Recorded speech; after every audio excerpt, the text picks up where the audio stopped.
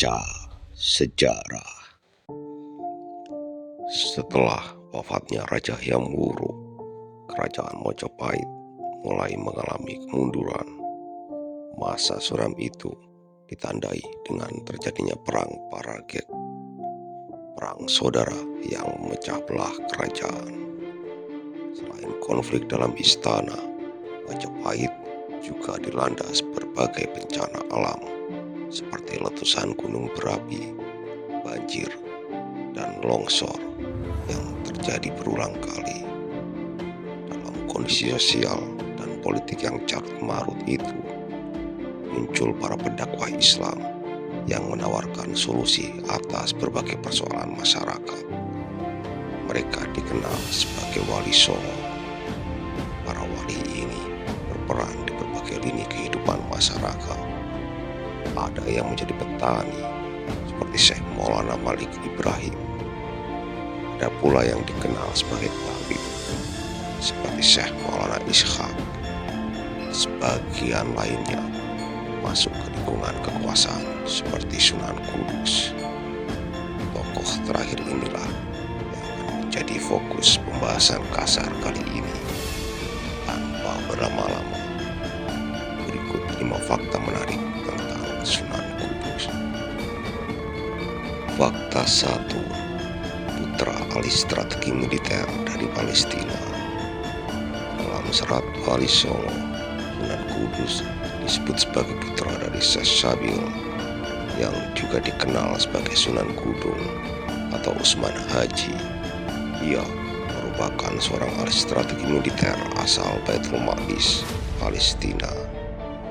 Atas saran Sunan Ampel kepada Raja Majapahit Brawijaya V, Usman Haji diangkat menjadi penasihat militer kerajaan. Dalam catatan sejarah Watu Renggo yang berkaitan dengan raja-raja kerajaan Gelgel di Bali, disebutkan bahwa Sunan Kudung pernah mengirim 100 prajurit terbaiknya ke Bali sebagai bentuk hadiah dan upaya menjalin hubungan baik antara dua kerajaan. Kelak, pasukan ini menjadi kelompok muslim pertama yang tercatat di Pulau Bali.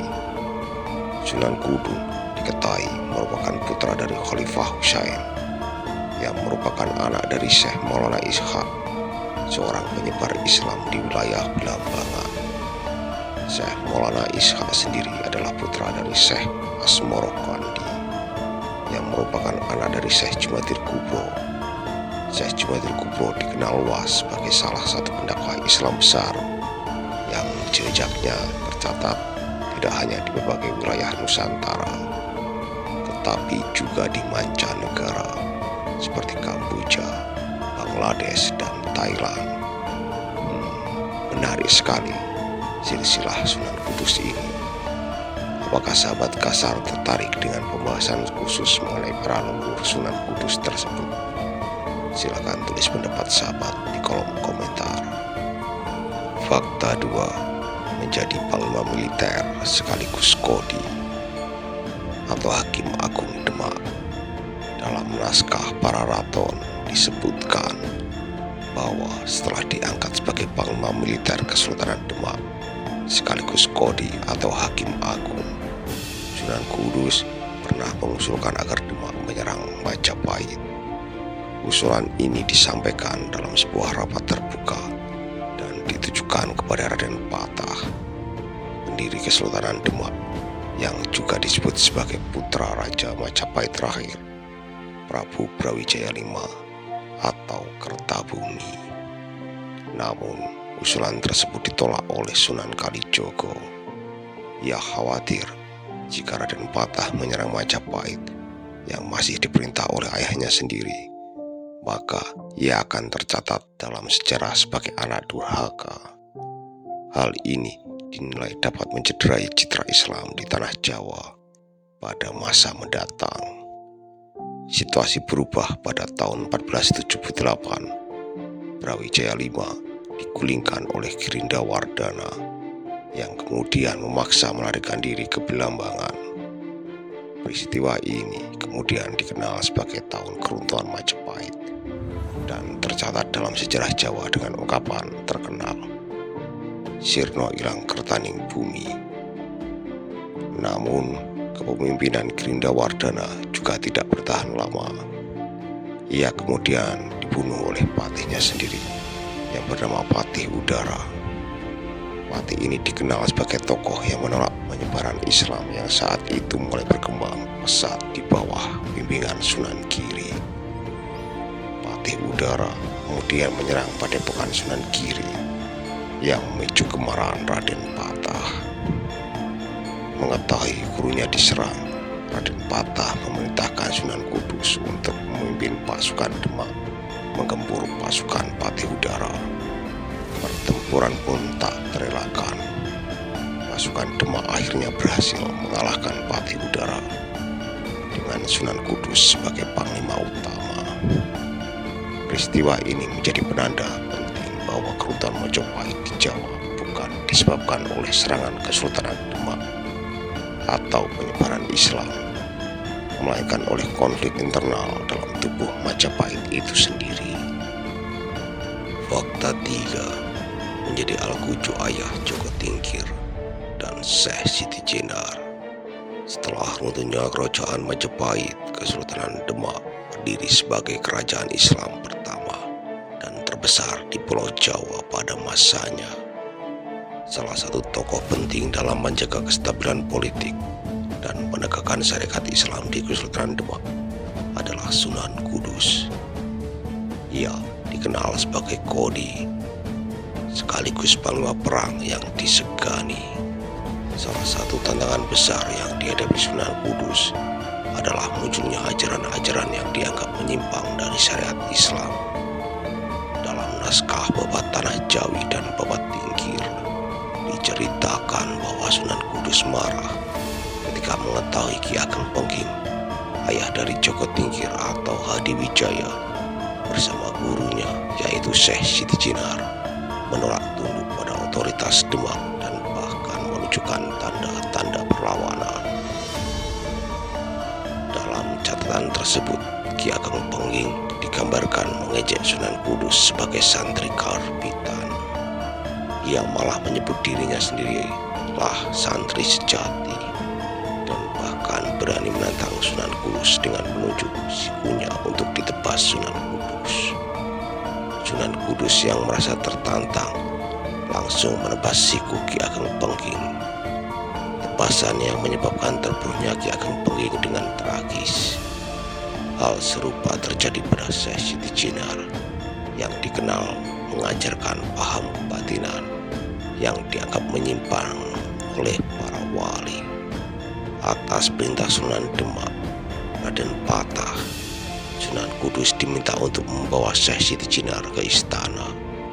Namun ketika ditemui, Syekh Siti Jenar menolak dan menanggapi permintaan itu dengan tawa sinis. Ia menyatakan tidak sudi diperintahkan oleh Sunan Kudus. Penolakan tersebut dianggap sebagai bentuk pembangkangan terhadap kerajaan. Akhirnya, Sunan Kudus memutuskan untuk mengeksekusi Syekh Siti Jenar dengan tuduhan menyebarkan ajaran sesat. Beberapa sejarawan, termasuk Profesor Dr. Slamet Mulyana, menyebut bahwa ajaran Syekh Siti Jenar memiliki kemiripan dengan paham Syiah. Meskipun tafsir ini masih menjadi perdebatan hingga kini, ketegasan Sunan Kudus dalam menjaga kemurnian ajaran Islam serta mempertahankan kedaulatan Kesultanan Demak menunjukkan bahwa peran strategis dalam sejarah Islam di Jawa. Namun demikian, tidak sedikit yang menilai pendekatannya terlalu keras dan puritan jika dibandingkan dengan para wali lainnya yang lebih menampung terhadap nilai-nilai lokal. Setujukah sahabat Kasar dengan tuduhan tersebut? Fakta 4. Sering beda pendapat dengan Sunan Kalijogo. Sunan Kudus dikenal kerap memiliki pandangan yang berbeda dengan Sunan Kalijaga, terutama setelah ia kembali dari menimba ilmu di pesantren Sunan Gunung Jati di Cirebon. Salah satu titik perbedaan mencuat ketika Sunan Kudus mengusulkan penyerangan terhadap Majapahit. Usulan ini ditolak oleh Sunan Kalijaga yang menilai langkah tersebut terlalu tergesa-gesa dan dapat merugikan perkembangan Islam di masa depan. Cara penyampaian dakwah mereka berdua juga berbeda. Jika Sunan Kalijaga lebih memilih pendekatan yang lembut dan menyesuaikan diri dengan budaya Jawa karena memang asli Jawa, maka Sunan Kudus yang disebut-sebut berasal dari keturunan Palestina lebih tegas dan langsung dalam menyebarkan ajaran Islam. Dalam naskah Serat Kundu disebutkan bahwa Sunan Prawoto, Raja keempat Kesultanan Demak, pernah menjadi murid Sunan Kudus sebelum akhirnya beralih berguru kepada Sunan Kalijaga. Perubahan haluan ini kemudian menjadi latar belakang terjadinya konflik baru ketika Arya Penangsang, murid Sunan Kudus lainnya, membunuh Sunan Prawoto. Sunan Kudus tidak mengambil tindakan tegas. Bahkan ia terkesan membela Arya Penangsang saat Ratu Kalinyamat menuntut balas atas kematian kakaknya. Merasa tidak mendapatkan dukungan Ratu Kalinyamat, akhirnya mengadu kepada Joko Tingkir atau Sultan Hadiwijaya, Raja Pajang saat itu, yang juga murid Sunan Kalijogo, sekaligus adik iparnya sendiri. Kisah lengkap tentang hubungan para tokoh ini dan bagaimana akhirnya mereka berhadapan bisa disimak di video kami yang berjudul Suto Wijoyo. Fakta 5. Pendiri kota dan Masjid Kudus. Setelah Arya Penangsang, muridnya tewas di tangan Suto Wijoyo, anak angkat Joko Tingkir, pengaruh Sunan Kudus di Kesultanan Demak mulai memudar. Keadaan ini semakin jelas ketika posisinya sebagai Imam Masjid Demak digantikan oleh Sunan Kalijogo. Merasa tidak lagi memiliki peran di Demak, Sunan Kudus memutuskan untuk pergi ke Ampel, Dinta, wilayah yang dikenal sebagai pusat dakwah Sunan Ampel. Di sana ia bertemu dengan seorang pengunjung pondok pesantren bernama Kiai Telingsing, seorang pedagang keturunan Tionghoa. Dalam perbincangan mereka yang akrab, Kiai Telingsing menyarankan Sunan Kudus untuk berdakwah di sebuah daerah bernama Tajuk, wilayah yang dikenal aktif dalam kegiatan perdagangan. Setibanya di Tajuk, Sunan Kudus mendapati masyarakat setempat masih kuat memegang tradisi Hindu, termasuk penghormatan terhadap sapi yang dianggap hewan suci. Dengan kebijaksanaan dan kecerdasannya, Sunan Kudus mulai mendekati masyarakat setempat. Dengan menyesuaikan pendekatannya, ia kerap memamerkan seekor sapi miliknya yang bagus dan senantiasa menunjukkan rasa hormat terhadap hewan tersebut, selaras dengan nilai-nilai masyarakat Tajuk. Bahkan saat Idul Adha, Sunan Kudus memilih untuk menyembelih kerbau alih-alih sapi demi menghormati keyakinan masyarakat sekitar. Ia juga memperkenalkan surat Al-Baqarah dalam Al-Quran yang berarti sapi betina, untuk menjelaskan bahwa Islam tidak bertentangan dengan penghormatan terhadap hewan selama tidak melampaui batas. Pendekatan ini membuat banyak warga Tajuk tertarik untuk memeluk Islam. Mereka kemudian mengangkat Sunan Kudus sebagai pemimpin spiritual. Di bawah kepemimpinannya dibangun sebuah masjid unik yang menggabungkan unsur arsitektur Islam dan Hindu. Masjid tersebut dinamakan Al-Quds, berinspirasi dari kampung halaman Sunan Kudus di Palestina. Seiring waktu, masjid itu dikenal sebagai Masjid Kudus. Wilayah Tajuk pun berganti nama menjadi Kota Kudus, nama yang masih digunakan hingga hari ini. Pada era politik etis menjelang kemerdekaan, Kota Kudus menyumbang banyak tokoh penting yang bergabung dalam Serikat Dagang Indonesia, organisasi yang kemudian berkembang menjadi Sarekat Islam.